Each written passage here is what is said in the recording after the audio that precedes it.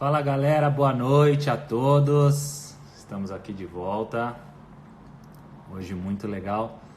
Durante o dia, né? Durante a tarde, a gente teve um bate-papo com o Lianco e com a Yasmin. Lianco, capitão da nossa seleção sub-23, está lá em Turim, passando por esse momento difícil. Alguns amigos entrando aqui. Carlos Arruda, um beijo, saudades. Ale Leitão, um abração, espero que esteja tudo bem aí com vocês. Então, voltando, hoje à tarde foi muito legal o papo com o Lianco e com a Yasmin. Contaram um pouco como é que tá lá na Itália, como que eles estão passando esses dias. E agora nós vamos bater um papo com o Diogo. Diogo, que é um grande amigo, tá ali já, ó. Cheguei. O Diogo é um grande amigo, é um cara que me ajuda muito com a parte financeira.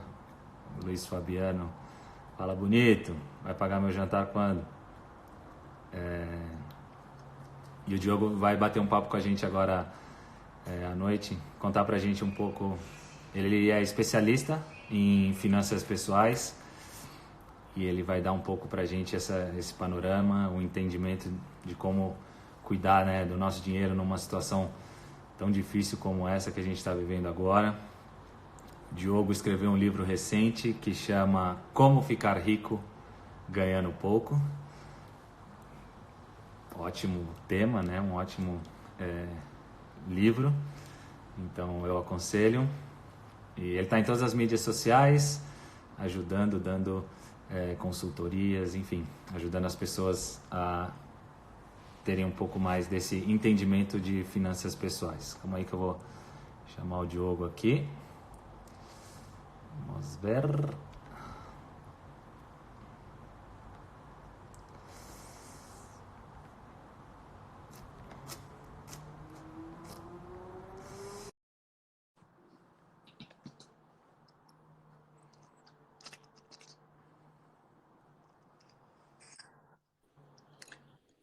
Fala, Cacá! Fala, Diogão, e aí? E aí? Que Tudo bem? prazer! Ó, que legal. Bacana demais. Vou ajeitar isso aqui. Um prazer Opa. aceitar o seu convite aí, essa honra da gente ensinar tanta gente, né? A gente ter a oportunidade de dividir, né? Um pouco do conhecimento de finanças para ajudar tanta gente num momento como esse, tão delicado da economia. Obrigado pelo convite, estou aqui à disposição. Pô, demais. Obrigado mais uma vez aí por aceitar esse convite. Eu não sou muito de ficar aparecendo assim, né, fazendo essas coisas, mas acho que o momento é muito propício para a gente, quanto mais a gente trocar informações e poder ajudar, eu acho que é fundamental. Essa semana a gente já teve o Augusto Cury aqui batendo um papo, falando um pouco da parte emocional. Era. Ontem com o André Valadão.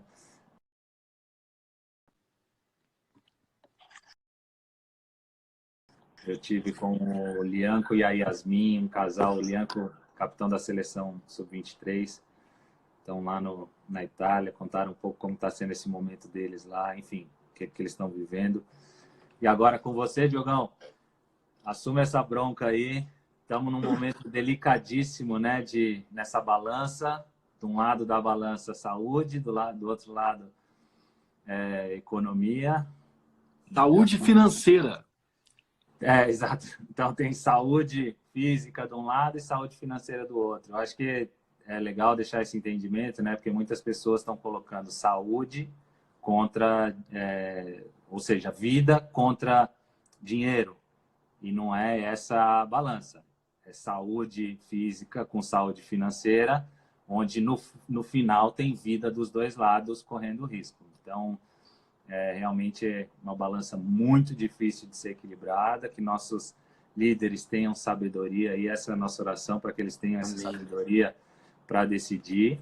Amém. E aí eu queria começar pedindo para que você explicasse primeiro, né, assim, de uma forma simples, o que é a economia, né? Porque às vezes a gente não tem entendimento de como que essa roda realmente gira, e E muitas pessoas acreditam, cara, não tem problema porque não vai estourar em mim. Você pode não pegar o vírus, mas a consequência do vírus e essa consequência econômica vai estourar em todo mundo. Então, gostaria que você explicasse um pouco como que roda como que gira essa roda da economia aí. Vou explicar assim com o maior prazer, mas antes eu queria combinar aqui com o público em geral, saber se eles concordam, que aqui seja um bate-bola, né? Você que me chamou para essa partida aqui agora, que a gente vai falar de grana, num momento tão delicado da economia, num momento tão especial. Obrigado de novo pelo convite. Mas eu queria aproveitar aqui o seu know-how, o seu público. Eu tenho certeza que todos eles também querem saber um pouco sobre você. Qual que é a sua relação com o dinheiro? Porque é um assunto, já tem alguns anos, né, que eu cuido de finanças de várias famílias, de várias pessoas, atendo a alguns atletas, alguns jogadores de futebol, e eu tenho aprendido muito com eles e tentado ensinar muito para eles. E você, Cacá, é uma referência para todos eles e para tanta gente. Então, se você topar, eu peço que o pessoal aqui dispare o coraçãozinho para saber se vocês querem saber isso. E se vocês concordarem, se o Cacá concordar, também que você me permita aqui fazer algumas perguntas sobre como você lida com dinheiro para que a gente alcance bem o coração das pessoas. O coraçãozinho tá bombando aí, Cacá. Vamos lá, vamos fazer esse bate-bola então, né? Trazendo para o meu campo, vamos fazer esse bate-bola sem problema nenhum. Pode fazer as perguntas aí e a gente vai conversando. E vocês aí que tiverem alguma pergunta mais específica aí para o Diogo, fiquem à vontade. Vou procurar passar aqui para ele o máximo possível, para tirar o máximo de dúvidas possíveis, para que realmente seja um bate-papo aí interessante para todos. Maravilha. Você me perguntou como é que roda a economia, né? A economia, a gente tem dois personagens, a empresa e a família. E é uma relação muito interessante, assim, que as famílias, elas dão dinheiro para as empresas, né? Na relação de troca. E as empresas prestam serviço ou vendem produtos para essas famílias. Mas quem está na mesma ponta do lado de lá, fazendo o mesmo produto ou outros produtos, são as mesmas famílias ou outras famílias. As famílias estão com a sua mão de obra, com o seu know-how, com a sua expertise, estão trabalhando também. Veja que a economia é uma roda que a gente tem as famílias de um lado, as empresas de outro, mas as famílias, ao mesmo tempo que compram produtos dessas empresas, elas estão aqui nas empresas fabricando, produzindo, sendo a mão de obra. Então, quando a gente tem um problema tão grave como esse, né, tão sério, na saúde dos brasileiros, na saúde do mundo, na verdade, com o coronavírus, com esse vírus, né, que pegou todo mundo aí de surpresa, chegou no Brasil e está todo mundo com esse temor, a economia, se a gente para de trabalhar, a gente para de produzir, a indústria para de produzir, o comércio não tem mais produto para vender, o comércio parado, ele estoca, ou seja, um tanto de autônomo, um tanto de gente independente que está aqui nos vendo agora, deve estar passando por essa situação, devem estar um pouco preocupados, porque pararam de vender, porque pararam de comprar, e aí essa cadeia. É muito delicado, muito complicado. O nosso papel mesmo, enquanto cidadãos, né, brasileiros, é orar pelo nosso governo para que eles tomem as melhores atitudes possíveis e, obviamente, a gente fazer a nossa parte. Mas da parte como a roda gira, são dois agentes principais, a família e as empresas, sendo que as famílias compram das empresas, mas são elas mesmas que produzem para que elas comprem, né? E tem o terceiro agente, que é o governo, que é o Estado, que é como se fosse um deus, um chefão, que ele pega os nossos impostos para cumprir os seus deveres, as suas tarefas. Aqui, obviamente, não compete a gente entrar no âmbito político, eu tenho certeza que não é isso que você está me perguntando. Assim é como a roda gira, ou deveria girar. Perfeito, excelente. Não, é só para a gente entender, porque muita gente, na hora que fala que essa engrenagem vai parar, fala, cara, eu tô ali, não vai ser comigo. Mas entendendo isso, vai estourar para um dos dois lados, vai estourar e vai todo mundo viver essa consequência. Enfim, Diogão, vamos lá. Num momento como esse, de crise tão difícil, né? Como tem pessoas, tem famílias que o cara sai de casa para ele o dia dele é o pão daquele dia. Então ele precisa sair para trabalhar porque senão ele não come à noite. Como que essas famílias que assim têm um mês se programam de uma forma financeira? Como que faz para não ter desperdício? O que é fundamental, essencial? Para onde que eles vão nessa hora na finança pessoal? É isso aí. Cacá, hoje de manhã, às 7h30 da manhã, eu estava na TV Globo. Eles me chamaram para fazer uma entrevista no Bom Dia Minas, aqui do estado que eu estou, né? E a preocupação é exatamente essa. Diogo, passa para as pessoas. O que fazer em momentos como esse, que é um momento de incerteza? Não é um momento de risco, né? Você está acostumado aí com bolsa de valores é risco, e a gente faz gestão de risco. A gente sabe o que pode, no pior das hipóteses, acontecer, no melhor das hipóteses, a gente tem um cenário. Incerteza é muito ruim, que é falta de precisão. Você não sabe se é mais 15 dias, se é mais 30 dias, se é mais 60, 90 dias. A gente não sabe quanto que essa quarentena, que não é 40, vai durar, né? E aí, Cacá, o que eu tenho ensinado para as pessoas é que a primeira coisa, a gente só faz gestão daquilo que a gente enxerga. Então, antes da gente começar a pensar em reduzir despesa, em não gastar com supérfluo, em evitar qualquer tipo de conforto em momentos como esse, eu tenho visto muita gente em casa pegando um aplicativo de celular e pedindo comida. Em aplicativo de celular. Pode fazer isso? Claro que pode, mas busca uma oportunidade, uma promoção. Não fica a qualquer custo gastando dinheiro como se depois de amanhã as coisas fossem voltar ao normal. O que eu tenho indicado, a primeira coisa a fazer é pegar um caderninho, é baixar uma planilha no meu site mesmo, para quem ainda não me segue, para quem não conhece. O meu nome é Diogo, né? Eu falo da sua grana, então é @Diogo e sua grana. O meu Instagram é esse, meu site é esse, YouTube, todas as minhas mídias sociais, e aí o meu site, www.diogoesuagrana.com.br. Cacá, tem uma planilha lá, de graça, não cobro nada, que é uma planilha que já está pronta para você lançar os seus gastos, suas despesas. Por que planilha? Porque independente de quanto que a pessoa ganha, de quanto que você que está nos vindo aí agora ganha, se é muito, se é pouco, não interessa. A planilha serve para você enxergar, poxa vida, meu dinheiro está indo com o quê? Estou pagando aqui o condomínio da minha casa, estou pagando a luz, pagando aqui internet, TV a cabo, 3G, 4G, estou pagando uma faxineira, uma secretária dentro de casa, o aluguel. Então, independente, você precisa enxergar para onde está indo o seu dinheiro. Essa é a primeira razão em qualquer situação, de crise ou não crise. Agora, em momentos como esse que a gente está vivendo, que é uma crise na saúde, mas pode se tornar uma crise financeira, uma crise na saúde financeira. É o momento da gente olhar para as nossas contas e aquilo que a gente fala na economia, né? É o custo de oportunidade. É começar a definir melhor os seus gastos. O que eu vou deixar de pagar? O que eu vou adiar aqui um pouco o pagamento?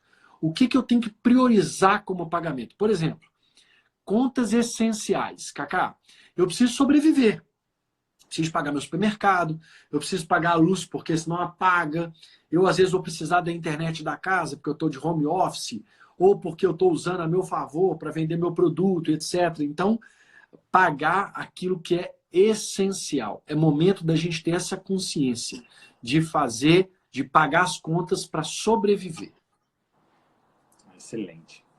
Muito bom. Para que não haja desperdício, né, nesse momento aí. É tão difícil, né? Situação que a gente realmente nebulosa, né? Não, a gente não consegue ver amanhã. Normalmente a gente não sabe já o futuro, mas conseguir planejar a longo prazo, realmente nesse momento agora tá difícil. O Cacá, e aqui no bate-bola que eu prometi aqui para as pessoas que encheram de coraçãozinho, como é que é a sua relação com o dinheiro? Qual o nível de importância que você dá para o dinheiro? Ou seja, como é que você enxerga o dinheiro?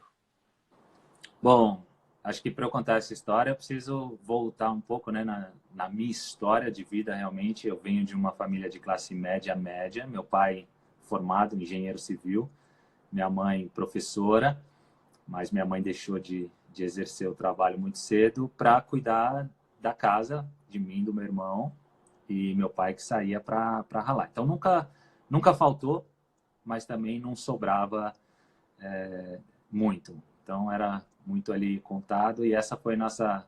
E aí foi quando eu realmente tive esse aprendizado com relação ao dinheiro, as coisas muito simples em casa, tudo muito eficiente, prático. Meu pai, graças a Deus, sempre conseguiu dar um bom estudo para mim, para o meu irmão. E aos poucos o futebol foi entrando na minha vida até chegar no primeiro contrato profissional, onde a partir dali eu começo a ganhar um dinheiro, depois vem os outros contratos, mas então na minha casa o dinheiro nunca foi a grande prioridade. Claro, é muito legal, muito bom, mas nunca foi a prioridade. Meu pai nunca trabalhou pelo dinheiro, ele sempre fez o que amou, engenharia civil. Durante boa parte da vida do meu pai, ele foi meu empresário, até enquanto eu jogava. Hoje meu irmão que toca mais essa parte comercial, mas hoje voltou para a parte da engenharia. É só para ilustrar como ele gosta realmente dessa área, faz porque ama. Então, ele sempre demonstrou para a gente que é legal, que o dinheiro é muito bom, mas sempre foi consequência de alguma coisa que a gente fazia. E aí, aos poucos, eu fui ganhando meu dinheiro, fui aprendendo a fazer a gestão. Isso é outra coisa muito legal dos meus pais, porque eles ensinaram a gente a ter essa administração. Falaram, olha, não tem problema nenhum, eu posso administrar para você, mas quero que você tenha consciência daquilo que a gente está fazendo. E chegar em determinado momento, você vai decidir se quer que continue tocando ou não. Hoje eu tenho totais condições para tocar, mas porque ele nunca teve esse medo de deixar que a gente aprendesse as coisas com relação a isso. E minha relação com o dinheiro, então, é essa.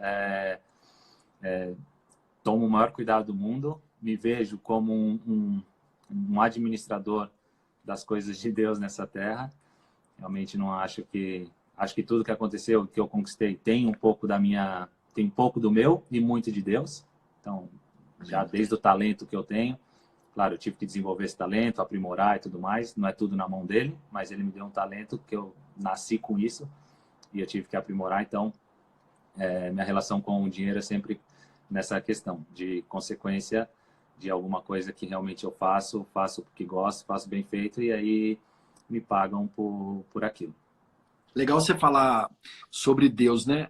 A Bíblia nos ensina a sermos mordomos de Cristo. E quando a Bíblia nos ensina a sermos mordomos de Cristo, quer dizer que a gente tem que cuidar bem das coisas nossas. Zelar por aquilo que Deus tem nos dado. Eu tenho, nesses 13 anos meus de experiência, dando palestra, e não só dando palestra, como dando consultoria, eu tenho acesso a muita gente e eu tenho visto isso, assim, quantas pessoas buscam, eu preciso ganhar mais para tratar melhor o dinheiro, para sobrar, eu preciso ganhar mais, e fica nesse discurso de que muitas vezes preocupado com o dinheiro e não com o trabalho, e não com o coração no dinheiro, na verdade, né? E eu tenho aprendido isso, e aprendi isso ao longo da minha vida também, a importância da gente tratar bem o dinheiro, colocar o dinheiro para trabalhar para a gente, e não a gente trabalhar pelo dinheiro.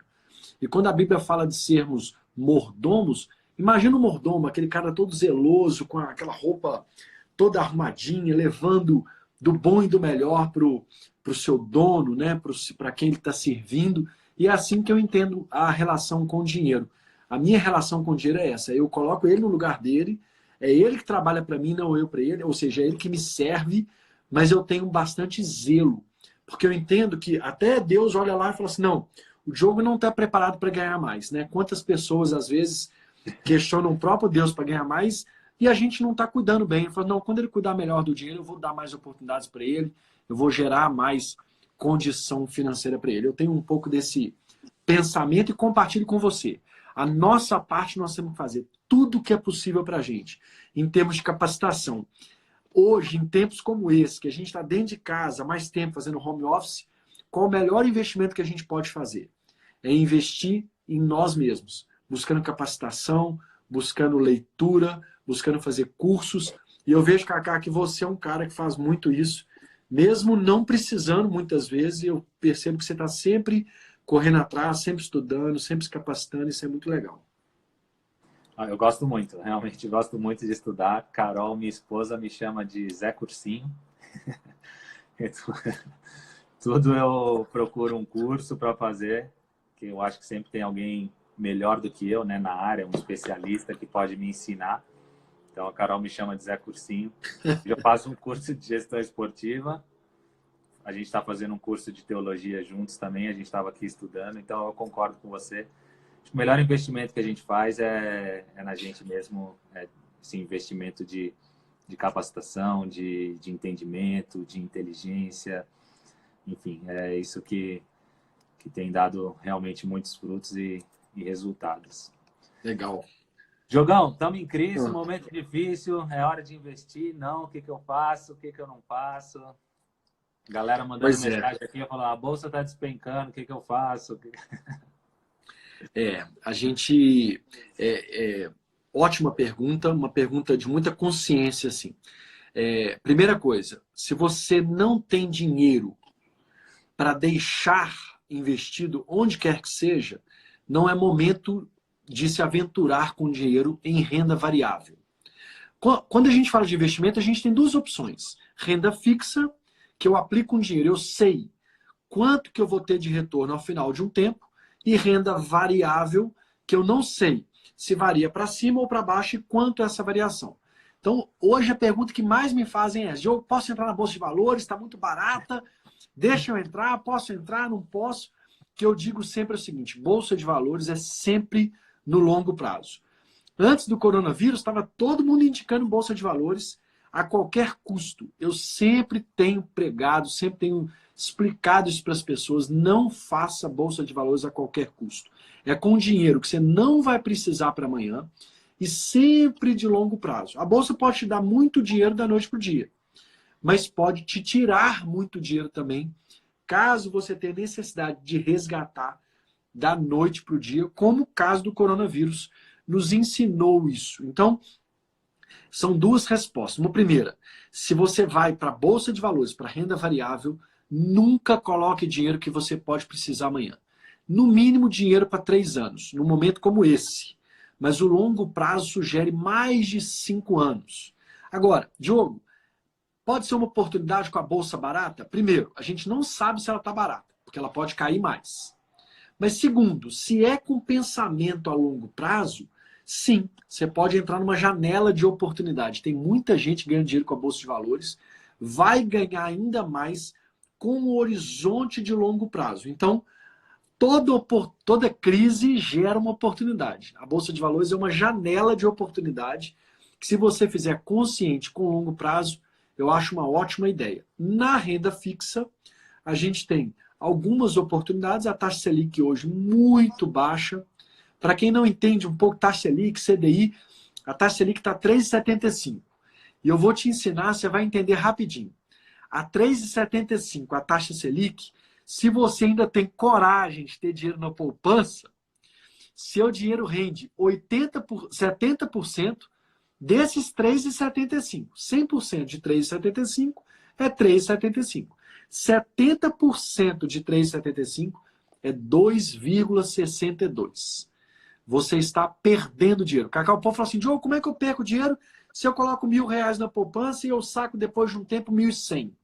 É porque a inflação, o custo das coisas, do supermercado, da gasolina, do seu condomínio, da sua luz, sobe. Ou seja, a inflação vai mais rápida, custa mais caro do que o rendimento da poupança. A inflação hoje está por volta de 3,30, mais do que os 2,62. Por isso, Cacá, que investir na gente mesmo é lucro.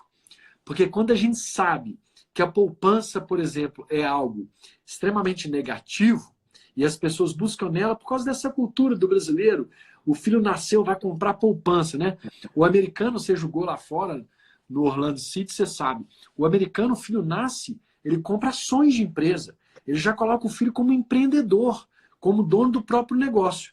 E aqui, infelizmente, a gente ainda tem essa visão de poupança mas para que as pessoas não fiquem apavoradas, que estão com dinheiro na poupança e estão sem caminho. O caminho é, por exemplo, um CDB, o caminho pode ser um tesouro direto, um tesouro Selic, tesouro pré-fixado, pós-fixado. O meu conselho é: coloque dinheiro, invista seu dinheiro nesse momento agora. Se você não tem dinheiro por longo prazo, invista dinheiro em lugar que tenha liquidez, que você possa sacar a qualquer minuto, porque a gente não sabe o dia de amanhã. A gente não sabe quanto tempo essa crise vai durar. É difícil, hein? Mas Muito difícil. Bom ter esse entendimento, bom ter esse conhecimento, saber que a gente está respaldado quando tem pelo menos o entendimento daquilo que está acontecendo. Em um momento como esse, cash is the king, né? É isso aí. Exatamente. O dinheiro é rei, a liquidez. E por falar nisso, como é que foi quando que você alcançou a independência financeira? Você estava em qual time que você falou assim, poxa vida, as coisas mudaram agora. Como é que foi isso aí na sua carreira? Eu acho que essa independência foi acontecendo aos poucos e assim, o que eu entendo, deixa eu explicar um pouco o que eu entendo sobre independência financeira. É quando aquilo que são os meus gastos são cobertos pelo meu investimento, aquilo que você acabou de falar, é coberto pelo meu investimento, pelo meu dinheiro trabalhando para mim, mais a diferença da inflação. Se meus custos são cobertos por esse valor, ali eu conquistei a minha independência financeira. Isso é o que eu entendo e entendi por independência financeira e fui tendo esse entendimento. Aos poucos, meus contratos, enfim, patrocinadores, foi tendo uma entrada grande, né, de caixa e eu fui aprendendo isso. Mas acho que a minha independência financeira aconteceu realmente o dia que eu parei de jogar. Porque enquanto eu estava jogando, tá entrando e assim, você tá... Claro, nunca joguei por isso e acho que as minhas escolhas sempre demonstraram isso. Em 2009, podia ter ido para o Manchester City, o maior contrato da história de um jogador de futebol, maior venda da história. E naquele momento eu decidi ficar no Milan, depois fui jogar no Real Madrid, enfim, decidi parar de jogar com 35 anos, com várias oportunidades para continuar jogando. Como eu falei antes, o dinheiro nunca foi o grande motivo e pautou as minhas decisões. Mas você acabou falando uma coisa que eu queria saber de você. Você se preparou para a aposentadoria? Assim, você respondeu muito bem, mas é exatamente o ponto que eu acho que as pessoas ficam curiosas. Eu queria que você contribuísse aqui com, inclusive, outros atletas que estão aqui com a gente, nos assistindo aqui, né? Eu não sou muito bom de repórter, não, mas são as dúvidas que eu mesmo tenho. Aqui não é entrevista, aqui é bate-papo. É isso aí. Exatamente. Mas eu queria saber assim, chegou algum momento que você falou assim, poxa vida, lá com 35, com 38, com 36, com 30, eu vou aposentar. Como é que vai ser minha vida depois disso? Você se planejou para aposentadoria? Porque essa palavra planejamento, Cacá, é muito séria. A própria Bíblia nos ensina a planejar. Então eu queria saber de vocês, como é que foi esse momento seu de planejamento? Bom, eu nunca tive certo, né, na cabeça o dia que eu ia parar de jogar. Eu vou parar com 35, eu vou parar com 37, eu vou parar com 40. Eu sempre deixei isso muito, vamos seguindo e vamos vendo como as coisas vão reagindo, meu corpo principalmente, como eu vou tendo essa motivação, como eu vou tendo essa vontade de continuar jogando. O jogo caiu, é ele? Não, tô aqui. Tá aí? Tô aqui. Então, o que aconteceu foi, no meu último ano com o Orlando, foi um ano onde já não tinha mais tanta motivação de jogar futebol. Então, estava nesse momento, não sabia se parava, se não parava. Era meu último ano de contrato também. Enfim, vivi esse momento, essa indecisão, até que chegou o final do ano, quando eu realmente decidi, depois de 40 dias de jejum, fiz a decisão de parar de jogar. E durante, né, esse ano e um pouquinho antes, eu fui me preparando para parar, me planejando para parar, principalmente com relação aos meus gastos. Então, eu fui estipulando algumas coisas na minha vida que seriam, assim, que eu gostaria de manter. Eu nunca fui apaixonado por algumas coisas que normalmente alguns, não só atletas, mas as pessoas têm que são, enfim, coisas materiais, mas tenho também as coisas que eu gosto de curtir. Viagem, por exemplo, é uma coisa que eu gosto muito de curtir, gosto de fazer uma boa viagem. Então, eu sempre falei, olha, quando eu parar de jogar, eu quero manter esse padrão de vida. E aí comecei, você sabe bem, a fazer uns estudos para saber quanto que eu precisava por mês para manter aquele meu padrão de vida que eu gostaria. Então, depois que eu fiz essa conta, eu falei, olha, então eu preciso cortar algumas coisas aqui que para mim não tem tanta importância, vamos cortar, vamos diminuir esse padrão de vida para que eu possa ter realmente a condição de manter uma boa condição de vida, fazendo as coisas que eu quero fazer, bem planejadinho, para que, vamos supor que eu não quero mais ser funcionário, não quero mais ser funcionário para o resto da minha vida. Legal, esse vai ser o planejamento. Porque deixar de trabalhar, a gente nunca deixa de trabalhar, está sempre trabalhando, mas assim, deixar de ser funcionário de alguém e ter os meus investimentos e as minhas empresas. E a partir dali tive esse entendimento, sabia qual era o valor que eu podia gastar, sei, né, qual é o valor que eu posso gastar durante o mês para que não venha a estourar esse planejamento. Muito bom, muito bom. E aí eu mando a bola de volta para você, já que você citou isso, né, do planejamento com relação à Bíblia também. Queria saber que você, como faz muita palestra, né, com relação a isso, como que a Bíblia fala, né, com a gente sobre planejamento? Porque muitas vezes a gente acaba tendo esse conflito do que o que eu estou planejando que é falta de fé, ou o que eu estou planejando que é ansiedade, enfim. Ter esse entendimento de que eu preciso planejar e eu não estou, pelo fato de eu estar planejando, eu não estou sendo um cara sem fé. Excelente pergunta. Eu vou dar um passo para trás. Antes de planejar, eu quero fazer duas referências bíblicas que muito falam comigo. Eu quero fazer uma sobre poupar e uma sobre planejar, porque eu acho que responde exatamente a sua pergunta e um pouco disso, até que ponto que eu vou, até que ponto que é ansiedade. Então, assim, a primeira história para mim, que é muito clara na Bíblia, é a história de José do Egito, lá em Faraó. A Bíblia, no primeiro livro da Bíblia, em Gênesis, já ensinava a gente sobre poupar. E, basicamente, eu vou acelerar aqui a história, você sabe muito bem, mas eu quero dividir isso com quem está nos ouvindo aqui, que é um ensinamento bíblico, não é um ensinamento meu. Faraó estava doidão lá, teve uns sonhos, não tinha ninguém para traduzir, para explicar o sonho. Saiu o José lá de baixo, lá da prisão, foi lá e falou, o que você está sonhando? E o Faraó estava sonhando com 7 vacas gordas e 7 vacas magras. E então José virou para ele e falou assim, Faraó, o seu sonho está revelando que vão haver 7 anos de muita bonança, de muita fartura, nos dias atuais, de muita grana, economia bem, PIB crescendo, mas depois desses 7 anos vão haver um tal de 7 anos de crise. Você já ouviu falar de crise aí, Cacá? É legal, né? A Bíblia, no primeiro livro da história da Bíblia, Gênesis, já falava de crise. A grande verdade é que a gente vive em ciclos econômicos. Um ciclo virtuoso, um ciclo ruim, um bom, um ruim. Se é a cada 7 anos, se é a cada 10, isso varia. Mas lá nessa época, então, o que José fez? José falou assim, porque eu fico imaginando, né? Depois que Faraó revelou, que José revelou o sonho para Faraó, Faraó deve ter feito assim, né? Muito bem, e agora, José, né? Talvez tenha sido até onde nasceu aquela expressão, e agora, José, o que eu faço? E daí que você revelou esse sonho. E José, com muita sabedoria, falou, você tem que guardar a quinta parte. Quinta parte é 20%. Você vai ter que poupar 20% durante 7 anos de riqueza, para depois, quando vier esse tempo de crise, ou seja, isso também tem a ver com planejamento, quando vier esse momento de crise, você ter dinheiro para viver. E, Cacá, a história nos conta basicamente o seguinte, que durante os 7 anos ele poupou e os outros 7 anos vieram pessoas de todas as regiões adjacentes ao Egito.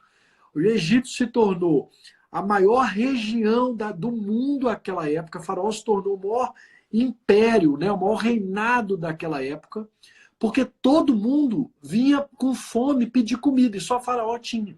As pessoas começaram a trocar camisa, começaram a trocar corrente, ouro, pedras preciosas, começaram a trocar, dar suas terras. Chegou uma hora que as pessoas não tinham mais o que trocar. O que elas se tornaram?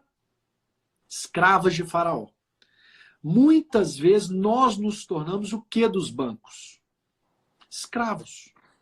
Aquele 011 que fica ligando para o nosso telefone, cobrando dívida, a fatura do cartão de crédito que chega e que você não consegue pagar. É a mesma coisa, a Bíblia é muito viva. Por isso que eu estou aqui repassando essa história. José, lá naquela época, na primeira história que a Bíblia nos conta em Gênesis, o primeiro livro da Bíblia, já nos fala da importância da importância da gente poupar. Então, José, naquela época, ensinou o Faraó a poupar 20%. Ele se tornou o reinado mais rico daquela época, deu comida para todo aquele povo, tomou conta de todas as terras. É basicamente o que acontece com o banco quando a gente deve. Começa a pegar nosso carro, começa a pegar nossos bens, começa a pegar tudo que a gente tem, exceto o imóvel próprio único, que aqui no Brasil a regra é diferente. E aí, eu vou lá para Lucas, Mateus, Marcos, Lucas, para o terceiro livro do Novo Testamento, para falar de planejamento.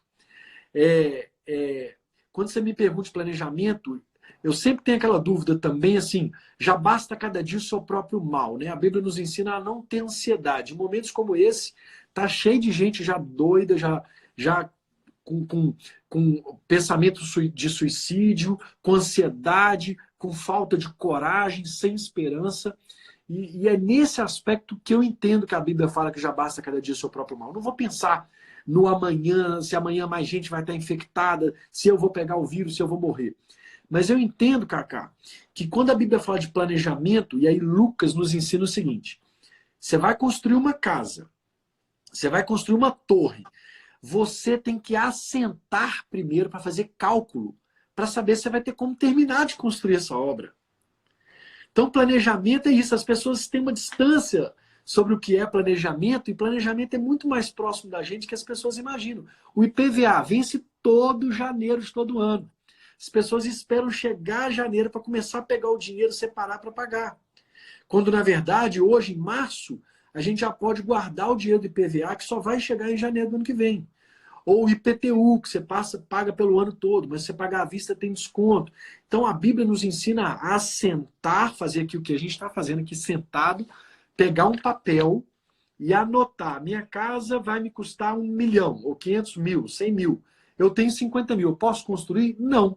Eu vou precisar de um financiamento, ou eu vou precisar de reduzir a casa, eu vou fazer uma etapa. Ou seja, planejamento não é não confiar em Deus. É você fazer a sua parte antecipando algo que já vai acontecer. Excelente. Isso. Porque, exatamente, a gente às vezes não faz esse planejamento, né? E vai pela chamada fé, né? Vou comprar e depois Deus me ajude a como pagar. Cacá, eu tive consultoria com uma pessoa falando assim: Diogo, eu comprei um carro e não sabia que a gasolina era tão cara. Não é que ele não fez cálculo de depreciação, custo de oportunidade, manutenção, não. Ele não sabia fazer cálculo da gasolina do carro dele. Pois é. Então Importante, é esse o ensinamento que eu deixo para as pessoas. Do planejamento. E você falou essa parte aí de José, de Faraó, da quinta parte, enfim, algumas perguntas aqui com relação a isso. Quem pode, quanto você acha que seria legal poupar para um momento de emergência como esse? A gente sabe que às vezes a pessoa não pode, é o que ela ganha, ela precisa realmente gastar naquilo que é essencial, como a gente já falou. Mas quem pode, eu vou mudar um pouco, você acha que todo mundo pode? Acho, eu já ia te pedir para discordar de você. Todo mundo pode guardar um pedacinho e o quanto que é legal no momento desse, assim, claro que a gente nunca vai prever um momento como esse, mas se tiver um momento de emergência, eu tenho guardado tantos meses do meu salário. Tá bom. Eu vou dividir em duas partes.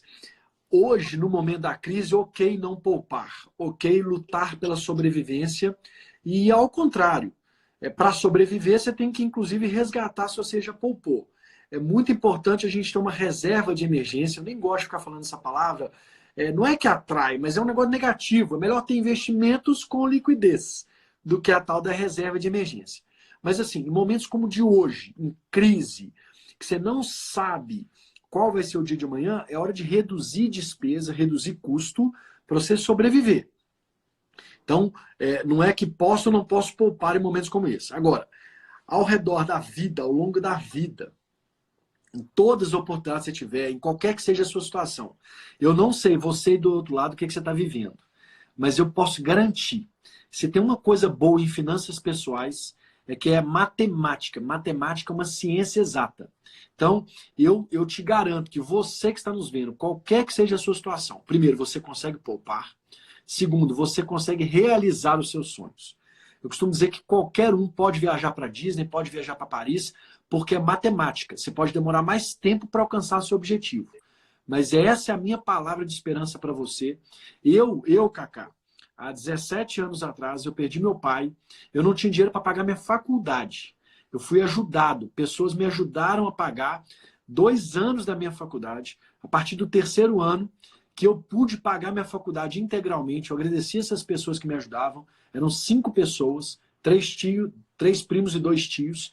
E hoje, depois de alguns anos, eu consegui já pagar algumas faculdades. Eu já consegui investir na vida de algumas pessoas. Algumas pessoas já formaram porque eu pude usar daquilo que eu mesmo fui abençoado, usar da generosidade que Deus tem me ensinado a ser, ajudar outras pessoas a pagarem. Então, eu queria dizer, qualquer pessoa pode e deve poupar. E aí, respondendo bem objetivamente a sua pergunta, o que eu sempre ensino, pessoas de até 40, 45 anos devem ter pelo menos 6 salários poupados, guardados. Pessoas acima de 45 anos, pelo menos 12 salários guardados. Por que disso? Existe uma estatística que diz que para a pessoa se recolocar no mercado de trabalho, pessoas de até 40, 45 anos, elas demoram em média 6 meses. Então não estou nem falando dessa crise que às vezes vai durar só 30 dias, vai durar só 3 meses ou só 2. Mas em momentos como uma demissão, ou você que é autônomo e parou de ganhar o dinheiro por qualquer razão que seja, é importante que você tenha pelo menos o equivalente a 6 meses da sua renda, 6 meses do seu salário. E pessoas acima de 40, 45, pelo menos 12 meses de salário. Imagina, Cacá, se as pessoas agora tivessem essa poupancinha, essa economia de 6 meses. O pior cenário que, pelo menos os especialistas estão falando, é de 3 meses a 4 meses desse vírus. Com 6 meses ainda sobra 2 para você se reerguer nos próximos 2 meses. Então, essa é a minha recomendação para todo mundo que está nos ouvindo aqui agora. Todos conseguem poupar. Eu costumo dizer que quem é solteiro pode poupar pelo menos 30%. Quem é casado sem filho, pelo menos 20%. Quem é casado com filhos como eu, como você, aliás... Pedir empréstimo, tem que pedir empréstimo. Não. Pelo contrário, tem que poupar bastante, porque tem muita conta para pagar. É poupar no mínimo 10% de tudo que ganha. No mínimo, 10% de tudo que ganha. Aí a gente fica na média. A José lá ensinou os 20%, né? Eu não acredito que aquilo ali seja uma regra. Eu acredito que aquilo ali é um fato, um ensinamento da gente economizar. Então, quem é solteiro tem pouca conta para pagar ainda, tem tempo para economizar, guarda 30%. Quem é casado, mas não tem filho, 20%. Quem é casado com filho, 10%. Quem é casado com filho, 3 filhos como eu, tenho 2, ainda uma para nascer, 12%. Tem que guardar mais dinheiro. Ah, demais, excelente. Boa, Diogão, que demais. Que aula, Cacá, que aula. Que bom, obrigado. Eu falei sobre generosidade, eu te enxergo como alguém de muita... Eu até, de certa forma, me emocionei aqui, porque eu ando com você já tem mais de 2 anos. Eu te admiro por toda a sua carreira, por tudo que você é. Assim, meus amigos que sabem que eu sou seu amigo, todos eles pedem um vídeo com você, uma foto com você. Você é uma referência, você é referência como atleta, referência como cristão. Eu tenho para mim, eu tenho mais de 7 clientes, jogadores de futebol, E todos os jogadores de futebol, eles ajudam muito suas famílias, ajudam muitas pessoas ao seu redor, ajudam muita gente. Eu entendo que a gente tem sim que ajudar. Eu acabei de citar o meu caso, eu fui ajudado, hoje eu ajudo muita gente. Mas eu acho que a gente tem que cuidar bem do nosso dinheiro para poder ajudar, inclusive. Ou seja, não adianta eu ajudar alguém sem eu mesmo me ajudar. Mas eu queria que você ensinasse para a gente como que você ajuda. Como é que é essa relação sua com o dinheiro? Assim, eu imagino o tanto de gente que deve te pedir ajuda e o tanto de gente que você deve ajudar. E você sendo esse cara de referência, sendo esse atleta ou esse cristão, esse homem, como que você ajuda as pessoas? Como é que é essa sua generosidade que eu conheço? Eu testemunho, eu sou prova viva disso. Bom, eu fui aprendendo, na verdade, a como ajudar também. Não é fácil, é muito difícil você ajudar, porque por vários motivos. Pelo motivo das pessoas não estarem prontas muitas vezes para receber, não saberem aquilo que está pedindo. Tem sempre alguém com um super projeto para te apresentar, que é o maior projeto do mundo. Enfim, e aos poucos a gente foi aprendendo. Não só eu, mas em casa, em família, a gente foi aprendendo a melhor maneira que a gente acredita. Então, aqui eu não estou ensinando ninguém, eu vou compartilhar com vocês a minha experiência de como eu ajudo hoje as pessoas. Então, em primeiro lugar, realmente eu ajudo pessoas. Então, eu preciso conhecer essa pessoa, eu preciso entender as necessidades dela para eu poder realmente ajudar. Esse é o primeiro critério.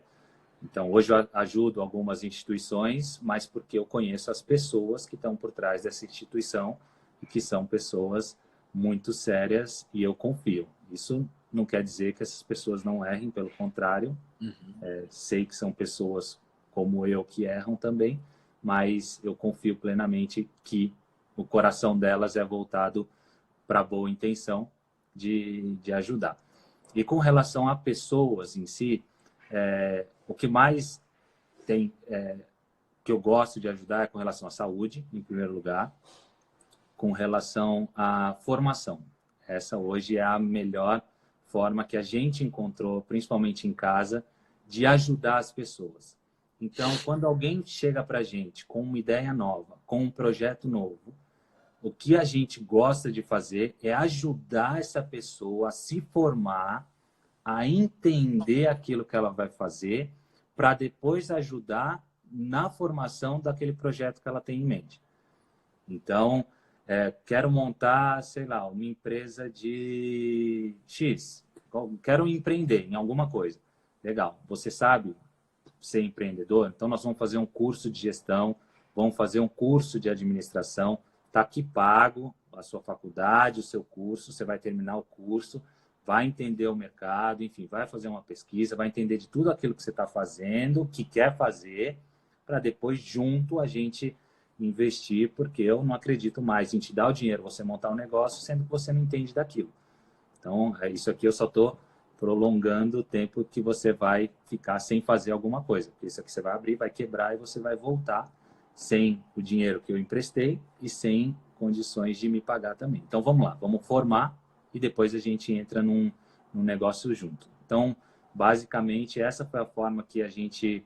Quando eu falo a gente, é porque acaba sendo em torno da família inteira, né? Eu, meu pai, meu irmão, a gente acaba sempre discutindo a melhor maneira de poder ajudar, tá ajudando as pessoas. Mas, na grande maioria, é dessa forma. E, claro, em instituições, aí a gente investe em pessoas. Sensacional. Eu acho que você ensinou, sim, muita gente, porque, às vezes, as pessoas que têm muito dinheiro, às vezes, têm dificuldade de ajudar, um sentimento, às vezes, de ser explorado, e um sentimento de que, às vezes, o dinheiro não vai frutificar. A gente tem que plantar em terreno fértil, né?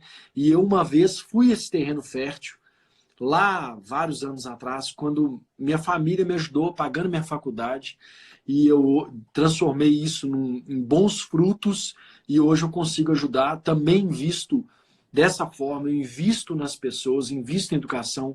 Eu acredito que ajudar as pessoas e ajudar em educação não é a esmola, né? Assim, algumas pessoas necessitam mesmo de um dinheiro de alguma coisa para comer, é verdade, a gente faz isso também, mas quando a gente pode ajudar com a educação e depois ver, eu tenho uma das pessoas que eu ajudei, eu não sei se ele está nos vendo aqui agora, Lucas, que ele chama, ele me ligou também, ele me ligou, falou, Diogo, a partir de hoje, eu não lembro exatamente se tinha passado 2 anos e meio, 3 anos, ele falou, ó, não preciso mais, já estou ganhando dinheiro suficiente para pagar sozinha, ajuda outra pessoa.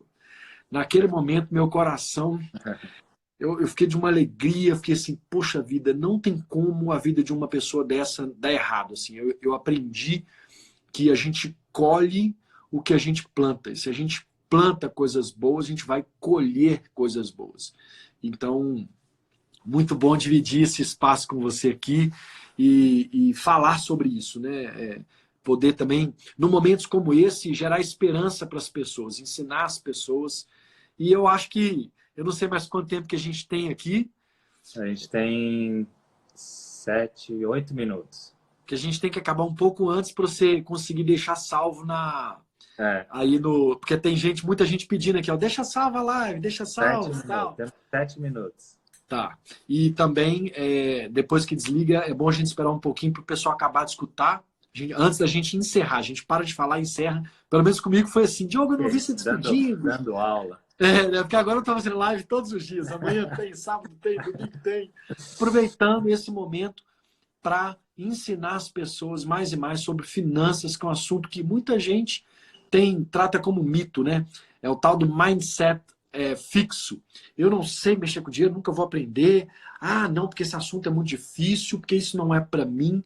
E eu aproveito esse momento aqui para te dizer que isso depende só de você. Seja você o agente da transformação da sua vida.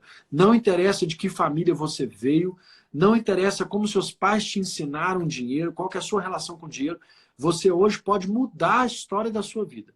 Você tem essa capacidade. Você pode, que é o mindset de crescimento. Eu posso, eu consigo fazer, eu posso estudar, eu posso aprender, eu posso conversar com a minha esposa sobre dinheiro, eu posso conversar com meus filhos sobre dinheiro.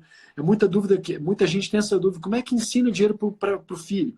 Ensinando a dar o valor devido para o dinheiro, não sendo pão duro, porque não é isso que a gente ensina em finanças pessoais. Pelo contrário, é generosidade, ajudar outras pessoas. E com isso eu queria também, Cacá, eu não sei se você tem mais alguma pergunta para me fazer, mas eu queria... Fiz todas as perguntas que eu gostaria. Que ótimo. Aproveitando, né, o momento que a gente vive e tudo mais, queria agradecer, não sei se vai dar tempo, né, de agradecer, mas queria te agradecer muito por tudo aquilo que, não só por essa entrevista, por esse bate-papo aqui, que você está dando essa aula, mas você sabe da minha gratidão por tudo aquilo que você faz por mim, o quanto você me ajuda com relação a isso. Então, realmente, te agradecer e agradecer pelo teu coração voltado para Deus, que isso é o mais, que faz de tudo isso uma situação muito mais legal de convivência. Amém. Obrigado. E eu agradeço você também, mas eu queria te pedir que você deixasse uma mensagem de esperança para as pessoas que nos ouvem. Tem muita gente desesperada. Na China, o maior número de divórcio da história. Não sei como é que vai ser aqui no Brasil, mas isso é um dado real. Tem muitos problemas acontecendo. Eu queria que você deixasse para a gente, aí com o seu carisma, com a sua fé, que eu compartilho, deixasse para a gente uma mensagem de esperança, Cacá. Puxa, acho que a mensagem esses dias, né, em casa, eu acabo lendo muito a Bíblia, fico aqui estudando, fico lendo, e hoje estava lendo uma passagem em Marcos que fala, Jesus saiu para andar com os discípulos, né, de barco, e dormiu no barco. E começou a vir uma tempestade, no meio dessa tempestade os discípulos se desesperaram e foram acordar Jesus, acordaram ele e perguntaram para ele, pô, você não se importa com a gente, né, você não tem medo da gente morrer? E ele falou, calma, gente, que desespero é esse? Por que vocês estão desesperados? Que medo é esse que vocês estão aí? Calma, vento, dá um tempo, acalma aí, passa. E aí, isso maravilhou os discípulos. Impressionante, né? Porque os discípulos já conviviam com Jesus e se maravilham mais uma vez com uma atitude dele. E falam, nossa, quem que é esse que até o vento tem autoridade sobre o vento? E então, para mim, é uma palavra também que serve muito para um momento como esse, né? O vento está batendo para todo mundo, o barco de todo mundo que tá balançando, Acho que a grande diferença aqui é se Jesus está no seu barco ou se ele não está. Aqui não tem muita escolha. É com ele ou sem ele. O vento está para todos. Então é saber que ele está no seu barco. Já que eu acredito que ele está no meu barco, então é realmente exercitar a minha fé e saber que ele não deixou de ser Deus, que ele está no controle de todas as coisas, que o coronavírus não pegou ele de surpresa, pegou a gente, mas ele já sabia, já sabe, na verdade, de todas as coisas, ele já tem isso no controle. Então, a mensagem aqui é realmente de fé. É normal, os discípulos que andavam com ele se desesperaram, completamente normal, mas ao mesmo tempo também tem a voz dele falando aí para você, ó, calma, eu estou no barco. Relaxa, que eu estou no barco, e a hora que eu falar vai parar. Então, isso aqui vai até onde eu quiser que eu vá. O importante é a gente realmente descansar, saber que está nas mãos dele e, enfim, orar realmente, ter muita sabedoria nesse momento, discernimento. É o que a gente tem orado aqui em casa, feito muita oração, eu com a Carol, um momento de família também, e descansar. Sei que é muito difícil, tem muita gente que depende. Não acha, gente, que quem tem uma condição financeira está diferente de vocês. Pelo contrário, tem muita gente aí que tem muito dinheiro, está desesperado, porque da noite para o dia perdeu 50% do patrimônio, está morrendo de medo de entrar uma crise financeira e os bancos quebrarem. Então, está todo mundo no mesmo barco, A única diferença é quem tem Jesus no seu barco e quem não tem. Então, façam suas escolhas, eu já fiz a minha. Agora, se ele estiver dormindo, eu vou dormir também. Vou deixar saber que ele está no controle de todas as coisas. A Bíblia fala que o seu trabalho é descansar nele, né? O meu trabalho é descansar em Deus. Então, vamos descansar em Deus. Eu peguei uma frase de um estudo da Bíblia que eu fiz também, que é a seguinte: a ilha do seu naufrágio pode ser o lugar da sua oportunidade. Amém. A ilha do seu naufrágio pode ser o lugar da sua oportunidade. Cacá, bom demais. Muito obrigado. Valeu, pessoal. Estou à disposição de todos. Um grande abraço. Foi muito bom ter esse momento com você aqui para ajudar tanta gente. Excelente. Galera, jogue sua grana aí nas redes sociais.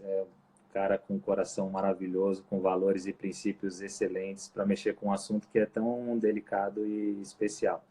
Então, um beijão para os amigos que compartilharam, o Samuquinha que estava ali, mandou um beijo, a galera que está toda aí. Leozinho, meu pastor está aí, ó. Estudo de célula, central, minha igreja central, é isso mesmo. O pessoal do Legendários te convidando, Cacá, para você ir para o Legendários. Que legal. Boa. Beleza, valeu.